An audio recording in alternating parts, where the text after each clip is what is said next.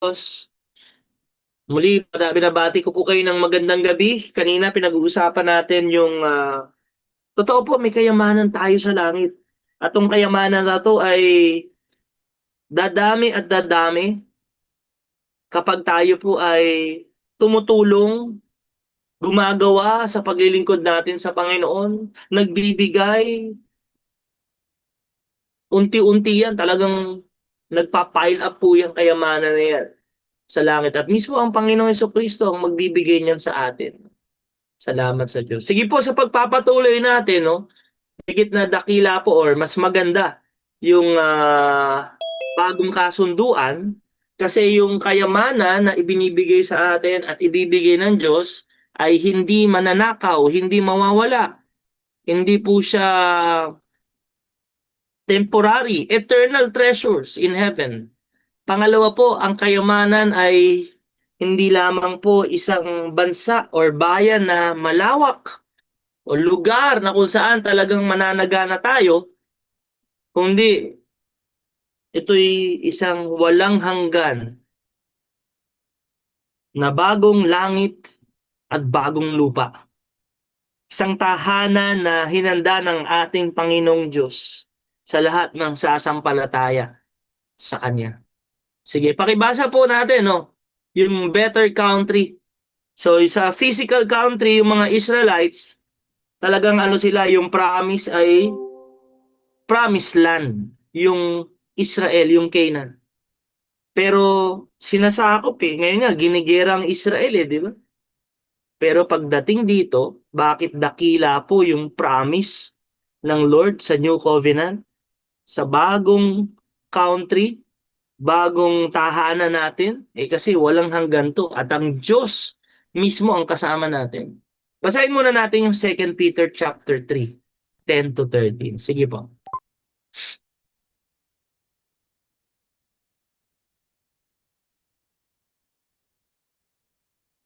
Hmm.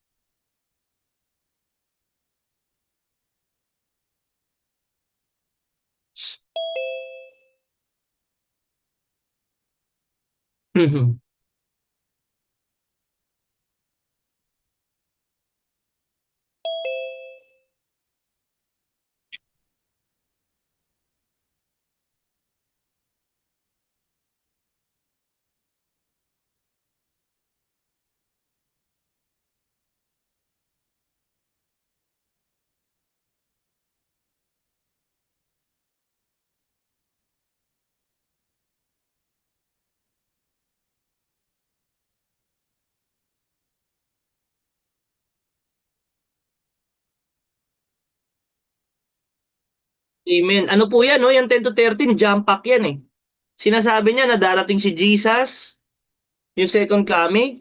Tapos sinasabi niya rin na yung pagdating niya tulad ng isang magnanakaw, di ba? At sinasabi niya, matutupok yung araw, yung buwan, bituin, ang mundong ito at lahat ng mga bagay dito will be destroyed by fire. So, gaano man kaganda yung ating mundo ngayon, kung kayo ay namamangha sa mga waterfalls, sa White Beach ng Boracay, sa mga island, sa Palawan, maganda naman yan, mawawala lahat. Kung minsan nga, no, mga pagkakataon na nakapunta tayo sa magagandang lugar na yan, parang ayaw na nating umalis, di ba? Ayaw na nating umuwi. Kasi napakaganda Pero sabi dito, mawawala po ang lahat ng yan This world, the earth will be destroyed by fire. Everything. Kaya po, alam niyo ang pag-asa natin, hindi sa mundong to. Ang pag-asa natin ay sa mundong darating. Sa bagong langit at bagong lupa. Yun ang naghihintay sa atin, mga kapatid. Hindi naman po masama mag-invest tayo sa ating tahanan, bumili ng property, magkaroon ng magandang bahay. Hindi naman po maganda, hindi naman po masama yan. Maganda kung meron tayo niya. Pero alam niyo, dapat ang pag-asa natin, mga kapatid, ang binibigay na pangako ng Diyos sa atin ay hindi isang lugar sa mundong ito, kundi isang bagong langit at bagong lupa kung saan maghahari doon ang katwiran. Ibig sabihin, wala nang masama. Kahit naman gaano kagandang mundong ito, kaso biglang may mga mandurukot, mamamatay tao, 'di ba may mga masasama eh. Hindi rin nagiging maganda. Pero yung ibibigay sa atin na country kung saan doon tayo maninirahan, that new heaven and new earth, napakaganda sapagkat wala na pong kasamaan. At alam niyo, unang-una, napakaganda kasi mismo ang Diyos ang naghanda nito.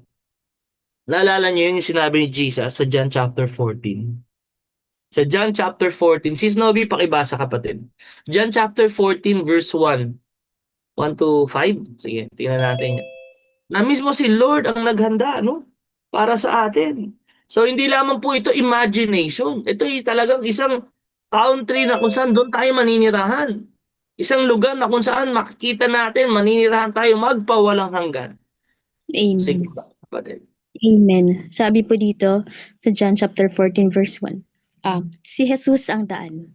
Verse 1, huwag mabagabag ang inyong kalooban. Sumampalataya kayo sa Diyos, sumampalataya din kayo sa akin. Verse 2, sa bahay ng aking ama ay maraming silid. Kung hindi ito totoo, sasabihin ko ba sa inyong pupunta ako roon upang ipaghanda ko kayo ng inyong matitirhan? In verse 3, at kapag naipaghanda ko na kayo ng matitirhan, ako'y babalik at isasama ko kayo upang kayo'y makapiling ko kung saan ako naroroon. Verse 4, at alam na ninyo ang daan patungo sa pupuntahan ko. Verse 5, sinabi sa kanya ni Tomas, Panginoon, hindi po namin alam kung saan kayo pupunta. Paano namin malalaman ang daan? Tuloy to, Pastor. Anong sabi niya? Verse 6, sumagot si Jesus, Ako ang daan, ang katotohanan at ang buhay. Walang makakapunta sa Ama kundi sa pamamagitan ko. Amen. Thank you, Lord. So, nung sinabi ni Jesus to prepare, I will prepare a place for you. Yung word dyan is yung hetoy mazo. Ayan. Ang ibig sabihin nun talagang to make ready. Yung mga necessary preparation to get everything ready. Alam nyo,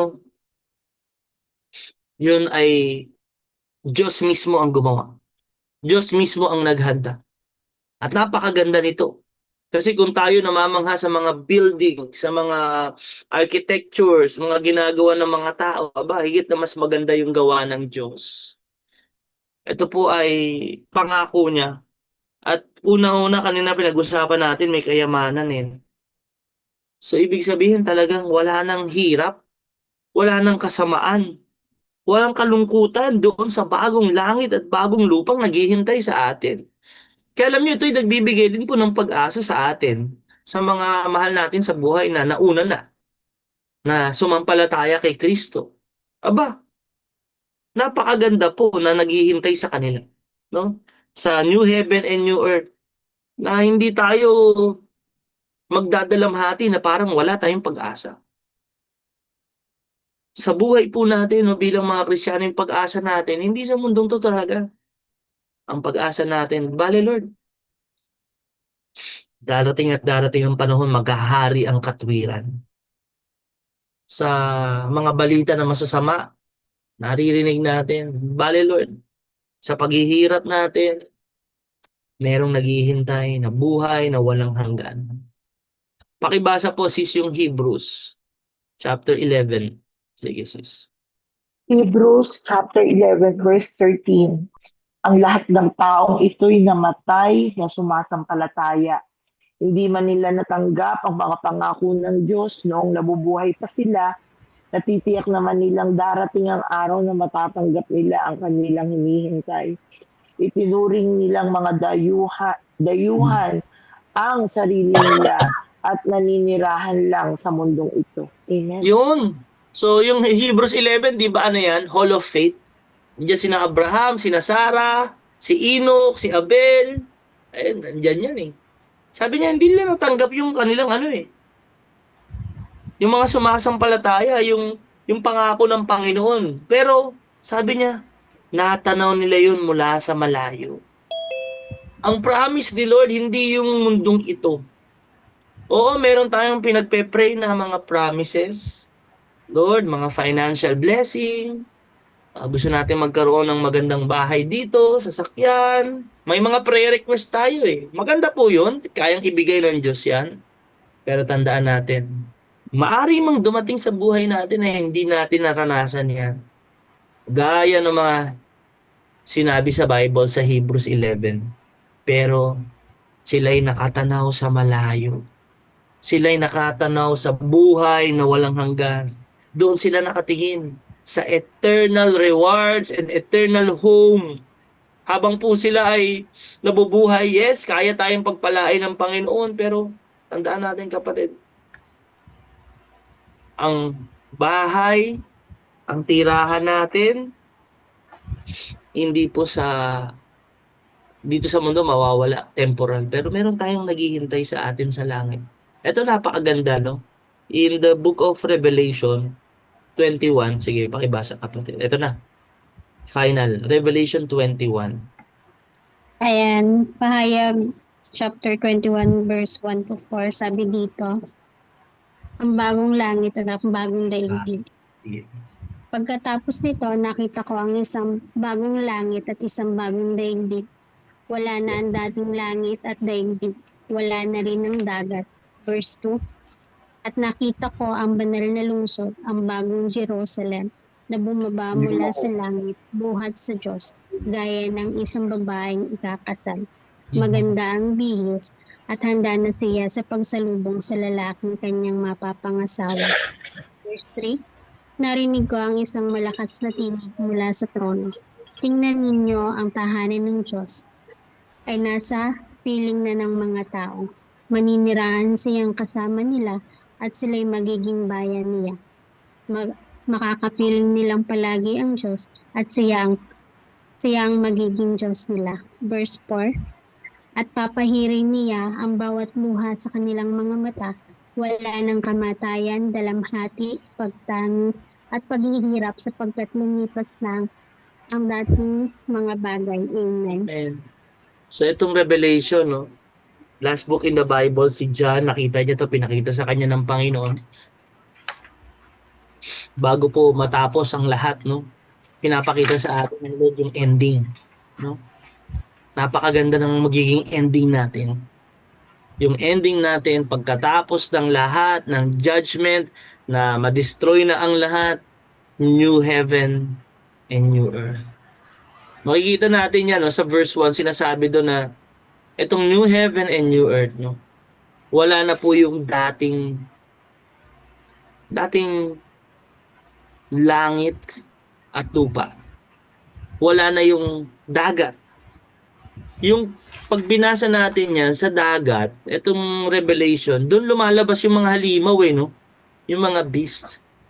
So, isa sa mga pwede nating maintindihan context nito, symbol, is wala na yung kasamaan.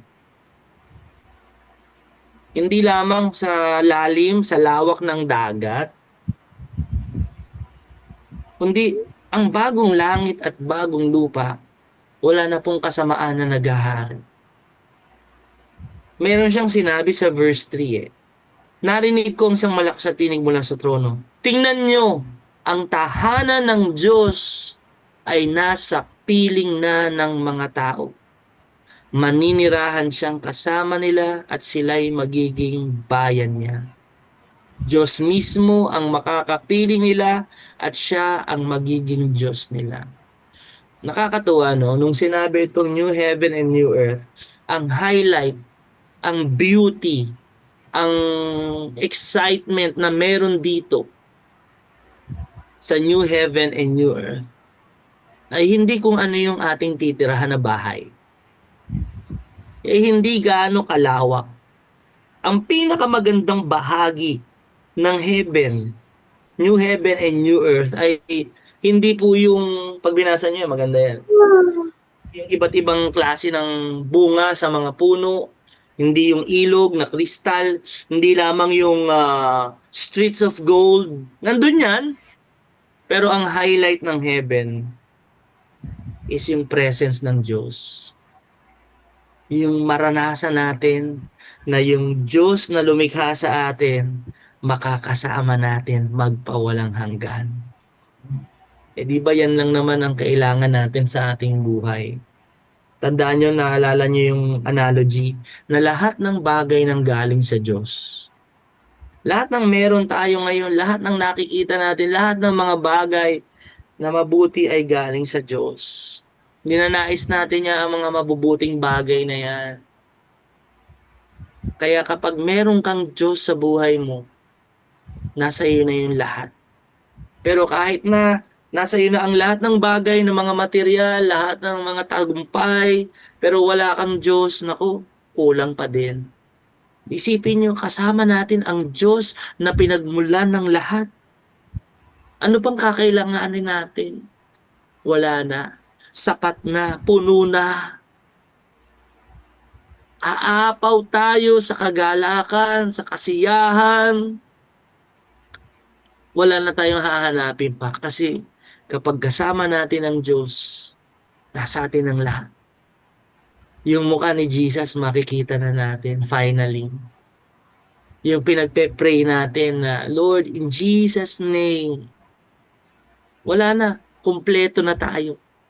So, yung new heaven and new earth, ang pagka-highlight na dyan, hindi yung kung ano yung nandoon na mga bagay. Na meron doon, no? May kayamanan doon, may tahanan tayo. Kundi, ang highlight po nun yung presence ni Lord. At sabi na doon, dahil nandun na, kasama na natin ang Diyos, magpawalang hanggan, makakapiling natin siya, maninirahang kasama niya.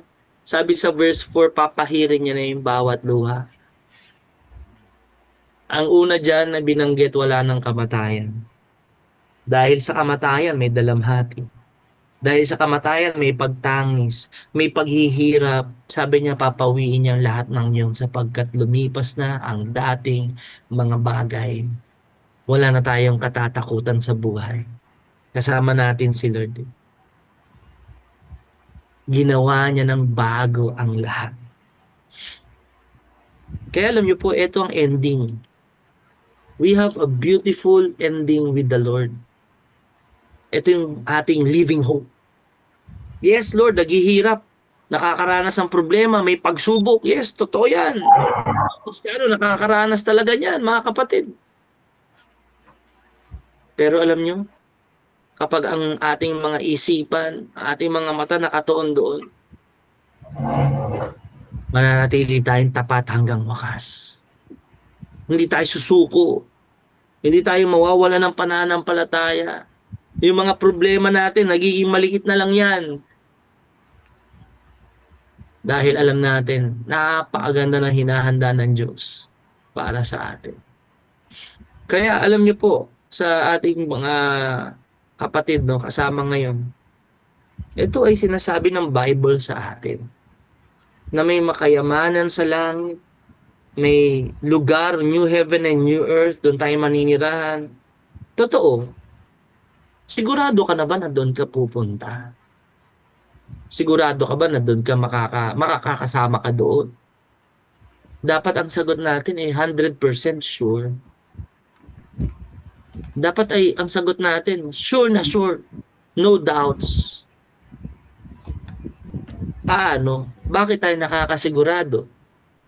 Hindi dahil nagsisimba tayo. Hindi dahil matin tayo sa Bible study. Hindi dahil gumagawa tayo ng mabuti o naglilingkod tayo. Hindi dahil mabait tayong tao. Hindi. Sapagkat ang lahat ay nagkasala at hindi nakaabot sa kaluwalhatian ng Diyos. Kaya alam nyo, tandaan nyo, ang kaligtasan, sabi ni Jesucristo, siya ang daan, ang buhay, ang katotohanan. Ang tanging daan papunta sa langit si Jesucristo sa binayaran niyang kasalanan natin. At kung tayo ay sasampalataya sa Kanya ng buong puso, talikuran natin ang ating mga kasalanan, matatanggap natin ang buhay na walang hanggan. Kaya bago po tayo mag-closing prayer, humingi tayo ng tawad sa Diyos. No? Ang ganda ng pangako ni Lord. May kayamanan sa langit. Merong walang hanggang buhay. May bagong langit, bagong lupa. Ito'y pangako niya sa lahat ng sasampalataya. Kaya sabayan niyo po ako, no? Kahit nasaan kayo ngayon sa panalangin na yan. Galing sa puso natin, buksan natin yung bibig natin. Maging totoo ito. Panginoong Jesus, patawarin po ninyo ako. Ako isang makasalanan. Marami akong pagkukulang sa iyo. Binubuksan ko ang puso ko. Tinatanggap kita sa buhay ko bilang Panginoon at tagapagligtas. Salamat po sa pagpapatawad mo sa akin at sa buhay na walang hanggan. Tinatanggap ko po sa pangalan ni Jesus. Amen. Manalangin tayo. Panginoon, maraming salamat po, Diyos. Lord, merong eternal treasures. Merong new heaven and new earth naghihintay sa amin. Kaya, yes, napapagod, nahihirapan, nagtitiis, nakakaranas ng mga kalungkutan, sapagkat ang mundong ito'y mawawala, masisira, hindi mananatili magpawalang hanggan. Pero Lord, ang pag-asa namin ay sa buhay na walang hanggan. Kasama ka. Napapawiin mo na ang lahat, ang aming mga luha. Wala nang kamatayan, wala nang hirap, wala nang kapighatian. Habang nabubuhay kami, O Diyos, tulungan mo kami na doon kami tumingin. Aming pag-asa doon namin ilalagay sa walang hanggan. Sapagkat lahat, Lord, ay magfe-fail dito sa mundo. But your words will never fail, Father. Kaya, Lord, inaasahan po namin ang pagbabago sa aming buhay, pagbabago sa aming pananaw, mas magandang paglilingkod, mas masaganang pagbibigay, mas mahusay na paggawa. At higit sa lahat, Lord, umaasa po kami na kami mismo, ibahagi namin ang magandang balita sa aming mga mahal sa buhay. Habang kami naghihintay, O Diyos, sa iyong muling pagbabalik. Kaya Lord, maraming salamat po